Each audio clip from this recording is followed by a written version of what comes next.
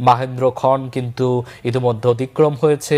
বেগম খালেদা জিয়াকে সুষ্ঠুভাবে বেগম ফিরোজায় কিন্তু আনা সম্ভব হয়েছে। আমরা দেখতে পাচ্ছি যে বেগম খালেদা জিয়াকে ফিরোজার বাসভবনে খুবই যত্ন সহকারে তাকে সেখানে নেওয়া হচ্ছে।